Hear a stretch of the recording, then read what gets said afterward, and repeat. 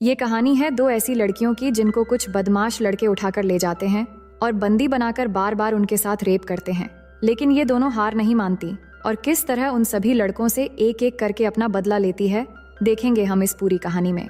Hello दोस्तों, मेरा नाम है इशिता और इस कहानी की शुरुआत में हम दो खूबसूरत लड़की कैटी और नैन्सी को देखते हैं जो एग्रीकल्चर की स्टूडेंट है और अब वो आगे की स्टडी करने के लिए न्यूयॉर्क की एक फार्म में जाने वाली थी।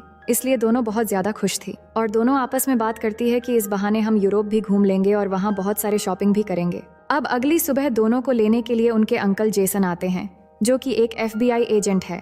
उसके बाद जब वो दोनों जेसन के घर जाते हैं तो वहाँ उनकी मुलाकात जेसन की गर्लफ्रेंड से होती है जो उन्हें देखकर बहुत खुश होती है। अब इस शहर में आने के बाद कैटी और नैन्सी अपना नाम भी नया रखने का सोचती है। जहाँ कैटी अपना नाम हैदर तो नैन्सी अपना नाम रिप्ली रखती है। अब अगले दिन जेसन उन्हें बस स्टॉप पर लेकर आता है क्योंकि कैटी और नैन्सी को स्टडी के लिए एग्रीकल्चर फार्म जाना था। यहाँ पर जेसन इन दोनों के साथ ही न्यूयॉर्क जाने वाली बस का वेट करने लगता है, लेकिन कैटी जेसन को कहती हैं कि बस कुछ ही देर में यहाँ आ जाएगी, आप अपने काम के लिए निकल जाएं, हम पहुँचते ही आपको मैसेज कर देंगे। जिस पर जेसन उन्हें कहता है कि तुम कोड वर्ड इस्तेमाल करना जिससे मैं समझ जाऊंगा कि तुम दोनों सेफली पहुँच गए हो। जिसके बाद कैटी कहती है कि मैं एप्पल वर्ड यूज करूंगी, लेकिन जेसन कहता है कि तुम हर बार अलग अलग अल्फाबेट यूज करना ताकि कोई तुम्हारे कोड वर्ड को न समझ सके। अब यहाँ पर रोड से गुजर रहे दो लड़के कैटी और नैन्सी को देखते हैं, तभी जेसन भी अपने काम के लिए वहाँ से चला जाता है और उसके जाने के बाद कैटी और नैन्सी पास के एक रेस्टोरेंट में कॉफी पीने जाते हैं जहाँ पर वो लड़के भी आ जाते हैं जो उन्हें कुछ देर पहले देखकर गुजर रहे थे।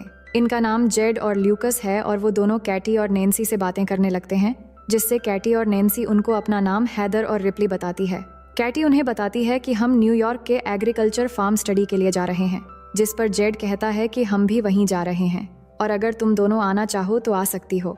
लेकिन कैटी उन्हें उनके साथ जाने से मना कर देती है। पर जब वो दोनों उठ के जा रहे होते हैं तभी नैन्सी कैटी को उनके साथ जाने के लिए मना लेती है और दोनों उनके साथ चली जाती है। लेकिन यहाँ हम देखते हैं कि जेड और ल्यूकस दोनों को फार्म न ले जाकर अपने घर ले जाते हैं जो कि जंगल के एकदम पास हैं।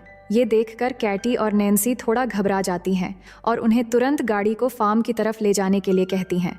लेकिन तभी घर से जेड और ल्यूकस की मॉम आती हैं जो उन्हें बड़े ही प्यार से चाय पीने के लिए कहती हैं और दोनों को ये भी कहती हैं कि जेड और ल्यूकस बाद में तुम दोनों को छोड़ देंगे। अब जब वो दोनों चाय पी रहे होते हैं तभी कैटी के पास उनके अंकल जेसन का मैसेज आता है, जिस पर कैटी उन्हें कोड वर्ड में एप्पल लिखकर रिप्लाई कर देती है, जिससे जेसन समझ जाता है कि वो दोनों सेफली फार्म में पहुंच चुके हैं। अब ल्यूकस की माँ उनको कुछ खाने के लिए देती है, जिसे खाते ही कैटी और नैन्सी को नशा चढ़ने लगता है क्योंकि उस खाने में ड्रग्स मिला हुआ था और वो दोनों समझ जाती है कि उनके साथ कुछ गलत किया जा रहा है। जिसके बाद वो दोनों वहाँ से भागने की कोशिश करने लगती है, लेकिन थोड़ी दूर जाकर वो बेहोश हो जाती है। जिसके बाद जेड और ल्यूकस आकर उन्हें उठाकर वापस अपने घर में ले आते हैं। अब अगले दिन जब उन्हें होश आता है तो वो दोनों खुद को एक जंगल में पाती है और उनके हाथ लोहे की जंजीरों से बंधे हुए थे। ये देखकर दोनों बहुत ज्यादा डर जाती है और हेल्प के लिए चिल्लाने लगती है।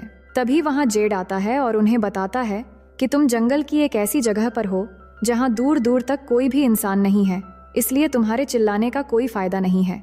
अब कुछ देर बाद वहाँ बोरिस नाम का एक आदमी आता है जो कैटी को उसका फोन दिखाता है और कहता है कि तुम्हारे फोन पर किसी जेसन नाम के आदमी ने मैसेज किया है जिसे तुमने पिछली बार मैसेज में एप्पल लिखकर भेजा था। वो दोनों से इसका मतलब पूछने लगता है, जिस पर कैटी बताती है कि एप्पल एक कोड वर्ड है जिसका मतलब है कि हम दोनों सेफ हैं। इसके बाद बोरिस जेसन को रिप्लाई करता हुआ लिखता है कि सब कुछ ठीक है और साथ में कोड वर्ड एप्पल भी लिख देता है। इसके बाद वो लोग कैटी और नैन्सी को उनके सामने ही नहाने के लिए फोर्स करते हैं। तभी शरीफ नाम का एक पुलिस ऑफिसर वहां आता है, जिसे देखकर कैटी और नैन्सी उससे मदद मांगने लगती है। लेकिन कुछ देर बाद उन्हें पता चलता है कि वो पुलिस ऑफिसर भी जेड और ल्यूकस से मिला हुआ है और ये देखकर वो दोनों और भी ज्यादा डर जाती है। अब यहाँ कैटी और नैन्सी उन लोगों को समझाने की कोशिश करती है कि प्लीज हमें यहाँ से जाने दो, हम किसी को कुछ नहीं बताएंगे और तुम लोग चाहो तो हम तुम्हें बहुत सारे पैसे भी दे देंगे। लेकिन वो उनकी एक भी बात नहीं सुनते। जिसके बाद हम देखते हैं कि वो पुलिस वाला वायाग्रा की टेबलेट खाता है और अपने लिए कैटी को चूज करता है। इसके बाद हम उस पुलिस ऑफिसर को कैटी के कंटेनर से बाहर आते देखते हैं, जिससे हमें पता लगता है कि उसने कैटी के साथ जबरदस्ती किया है। वहीं दूसरी ओर हम जेसन को देखते हैं, जिसको कैटी और नैन्सी की बहुत चिंता हो रही थी क्योंकि कैटी ने मैसेज में एप्पल वर्ड को दोबारा इस्तेमाल किया था और उधर वो लोग नैन्सी के कंटेनर में एक सनकी और नशेड़ी आदमी को भेजते हैं, जो अंदर जाकर नैन्सी के पेट पर जलती हुई सिगरेट लगा देता है और वो जोर जोर से चीखने चिल्लाने लगती है और उसके बाद वो नैन्सी के साथ जबरदस्ती करता है। यहाँ पर ये सभी लोग हैवानियत की सारी हदें पार कर चुके थे। असल में ये लोग कैटी और नैन्सी से जबरदस्ती धंधा करवा रहे थे। वहीं जेसन कैटी और नैन्सी के बारे में पता लगाने के लिए न्यूयॉर्क एग्रीकल्चर फार्म में कॉल करता है, तो उसे पता लगता है कि वो दोनों एक बार भी यहाँ नहीं आए, जिससे जेसन समझ जाता है कि वो दोनों किसी बड़ी मुसीबत में है, इसलिए वो तुरंत उन्हें ढूंढने के लिए निकल जाता है। वहीं कैटी और नैन्सी के साथ और भी ज्यादा बुरा हो रहा था, क्योंकि अब जो अगला कस्टमर था उसके आने से पहले जेड और ल्यूकस दोनों लड़कियों के मुंह पर मास्क पहना देते हैं और वो कस्टमर भी एक पिग वाला मास्क पहन लेता है। इसके बाद जेड और ल्यूकस उस कस्टमर को कैटी और नैन्सी के चेहरे से मास्क उतारकर उनके चेहरे दिखाता है, जिससे दोनों लड़कियां उस पिग मास्क वाले आदमी को देखकर और भी ज्यादा डर जाती हैं और जोर जोर से चिल्लाने लगती है। जिसके बाद वो आदमी नैन्सी को चूज करता है और उसे कंटेनर में ले जाकर उसके साथ जबरदस्ती करता है। अब उसके जाने के बाद जब कैटी नैन्सी के पास जाती है तो वो देखती हैं कि नैन्सी की हालत बहुत ज्यादा खराब हो गई है। वहीं दूसरी तरफ जेसन पुलिस स्टेशन पहुंचता है और एक पुलिस ऑफिसर से मिलता है। ये वही पुलिस ऑफिसर हैं जिसने कैटी के साथ जबरदस्ती की थी। जेसन उसे कैटी और नैन्सी की किडनैप के बारे में बताता हुआ कहता है कि वो भी एक FBI एजेंट है, जिस पर पुलिस ऑफिसर जेसन से पूछता है कि आपको कैसे पता कि वो दोनों किडनैप हुई है, जिस पर जेसन कहता है कि उसने अपनी भतीजी कैटी को कोडवर्ड एक ही बार इस्तेमाल करने के लिए कहा था, लेकिन कैटी ने एक ही कोडवर्ड को दोबारा इस्तेमाल किया है, जिससे मुझे लग रहा है कि वो कई मुसीबत में है और शायद किडनैप हो गई है। वही जंगल में बोरिस को ये पुलिस ऑफिसर सारी खबर दे देता है कि कैटी के अंकल एक FBI एजेंट है और कैटी ने हम लोगों को उस कोडवर्ड के बारे में गलत इन्फॉर्मेशन दी थी। अब बोरिस वहां जाकर जेड को कैटी के कंटेनर से थोड़ा दूर ले जाकर उससे बात करता है कि इन दोनों लड़कियों को जल्द से जल्द ठिकाने लगाना होगा, वरना हम मुसीबत में पड़ सकते हैं और हमें शहर से आने वाली और भी नई लड़कियों को पकड़ना है। वहीं कैटी अपने कंटेनर के पास खड़ी होकर चुपके से उनकी सारी बातें सुन रही थीं। इसके बाद बोरिस कैटी के कंटेनर में जाकर उससे जबरदस्ती करता है। वहीं दूसरी ओर जेसन भी वही रेस्टोरेंट पहुंचता है जहां पर कैटी और नैन्सी को वो दोनों लड़के मिले थे और वहां काम कर रहे एक आदमी से कैटी और नैन्सी के बारे में पूछता है, जिससे वो आदमी बोरिस की गाड़ी के बारे में बता देता है। अब अगले दिन कैटी नैन्सी को बताती है कि ये लोग हमें मारने की प्लानिंग कर रहे हैं। तभी वहां जेड और बोरिस उसी नशेड़ी आदमी को अपने साथ लेकर आते हैं जिसने कैटी के साथ जबरदस्ती की थी और उसको कहते हैं कि हम दोनों जल्द ही वापस आ रहे हैं, तब तक तुम दोनों लड़कियों पर कड़ी नजर रखना ताकि ये कहीं भाग ना जाए। अब उनके वहां से जाते ही कैटी उस नशेड़ी को अपनी ओर अट्रैक्ट करने लगती है और उसे अपने साथ इंटीमेट होने के लिए उकसाती है और ऐसा करते हुए जैसे ही वो उस नशेड़ी के करीब जाती है तो वो उसके गले पर जोर से काट देती है, जिससे उसके गले से खून निकलने लगता है और वहीं पर उस नशेड़ी की मौत हो जाती है। इसके बाद वो दोनों अपनी हथकड़ियां खोलकर वहां पर छुप जाती है और जब वो पुलिस वाला यहाँ पहुंचता है तो वो दोनों चुपके से उसकी गाड़ी लेकर यहाँ से भाग जाती है। इसके बाद ये दोनों एक मॉल में जाती है और बहुत सारे अजीब सामान खरीदती है, जैसे कि हथौड़े, कुल्हाड़ी, टेनिस बॉल और बहुत सारे कीले और बहुत खतरनाक हथियार। इसके बाद वो मॉल की कैशियर के पास जाकर उससे बोरिस के घर का एड्रेस पूछती है, जिस पर वो उन्हें बोरिस का एड्रेस बता देता है। वही जेसन बोरिस के कार इंश्योरेंस कंपनी में पहुंचता है जहां पर उसे बोरिस के घर का पता मिल जाता है। वहीं हम देखते हैं कि बोरिस अपने घर पर म्यूजिक लगाकर एंजॉय कर रहा होता है। तभी वहां कैटी और नैन्सी आ जाती हैं और टेनिस बॉल पर बहुत सारी कीलें लगाकर उसके मुंह पे मारती हैं, जिससे वो बेहोश हो जाता है। उसके बाद जैसे ही उसे होश आता है तो वो खुद को एक टेबल से बंधा हुआ पाता है, लेकिन बोरिस उन्हें खुद को छोड़ने के लिए बहुत पैसों का ऑफर देता है। लेकिन कैटी और नैन्सी को तो सिर्फ अपना बदला चाहिए था।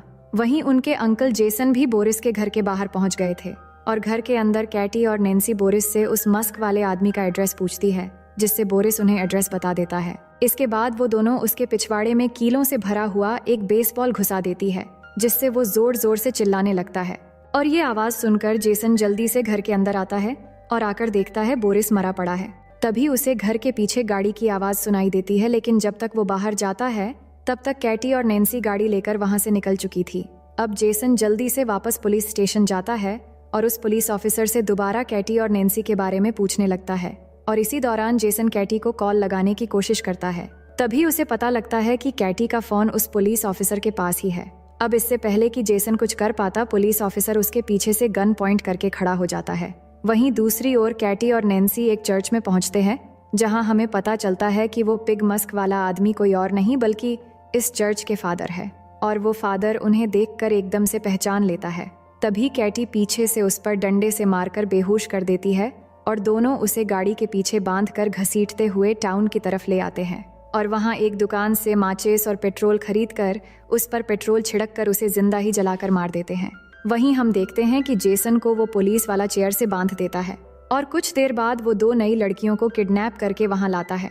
इसके बाद जब वो उन लड़कियों के साथ जबरदस्ती करने लगता है तभी चुपके से कैटी और नैन्सी वहां आकर डंडे से उसके सर पर अटैक करके उसे बेहोश कर देती है और जब उसे होश आता है तो वो खुद को एक कुर्सी से बंधा हुआ पाता है और उन दोनों से माफी मांगने लगता है। उसके बाद कैटी गन में सिर्फ एक बुलेट डालकर उसे डराने लगती है और बारी बारी से उस पर गन से शूट करने लगती है, लेकिन सभी शूट में वो बच जाता है, इसलिए वो थोड़ा मुस्कुराता है।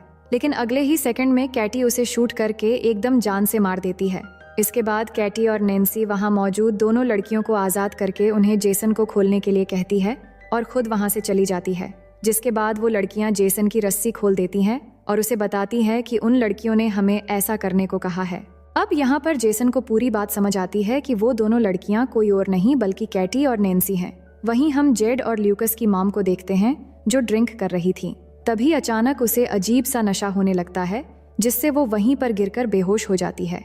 इसके बाद जब उसे होश आता है तो वहाँ कैटी और नैन्सी ने उसको बेसमेंट में एक कुर्सी से बांध रखा था और उन दोनों ने जेड को भी उसके बिल्कुल सामने वहीं पर बांध रखा था।